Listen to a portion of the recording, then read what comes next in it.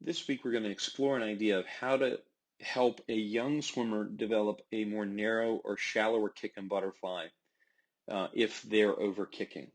Now we're starting with step one here in this illustration, but what we're looking to minimize is the bend in the legs. Now this is pretty small right here and what we're looking for, but a lot of swimmers will have try to drive from the kick in the back, and so you'll see the feet coming way out of the water. You'll see the body going more of a vertical position because the legs are at a very acute angle. So the first thing we're going to do is just allow this swimmer, first thing we do is put on fins. So we're putting fins on to overload the back a little bit. However, we're asking the swimmer not to kick. And so what ends up happening is that we're losing the second kick as the legs just drag. So we're focusing the attention of the swimmer to the front end, trying to get the head position right and the connection on the front. And especially we're going to pay particular attention to the hips, making sure the hips rise on each press of the chest. So the legs should just flow and not drive the kick from the back. So basically what we do is we simply take this idea or concept and we put the swimmer through a series of descending 25s. So we were swimming fast or descending butterfly in one direction, and then we would go easy freestyle in the other direction, so that the focus was really on not overloading the butterfly, but really thinking about limiting the kick and keeping the focus on the front end of the stroke.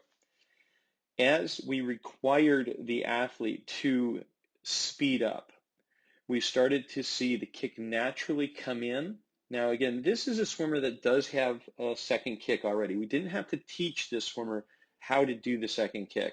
So if you have swimmers that only do have one kick, this probably isn't the best methodology or the best path to this. This swimmer already has a second kick, so by limiting the kick, we're not really cutting it out, because you'll see as we add it back in, or as we require that, he goes faster. So he had goal times that he had to hit, and we start to see, if you look here, the difference between this second kick there. So there's or I think it was a little bit further back here. So there's the second kick, which is still pretty good, but we don't see a huge amount of disruption to the body line between the torso, the thighs, and the feet.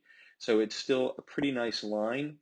But then because we've been limiting it so much, or he hasn't been thinking about it, you'll see here that it's not there, and then it's going to come back in. So it's a little inconsistent as he goes a little bit of the mid pace, but as he continues to go faster and faster, we'll see that that kick does come in a little bit more naturally. So by telling him not to kick, some athletes will just drag the legs. By putting the fins on, even if they drag the legs, what ends up happening is that they get some propulsion and some movement forward. So you can see here as we start to get to speed, the kick is a little bit more natural, he feels better, and we're not driving from the legs are flowing behind the body. And that's really the goal. So start with no kick. So again, very limited kick at the beginning. Just allow the legs to flow and follow. And then by the time you get to the last 25, you'll see the kick starting to come in. Then it becomes a little bit more natural and the body line that we want, and not over kicking from the back. So it's kind of fun. It's good for the athlete, and it's a good teaching experiment.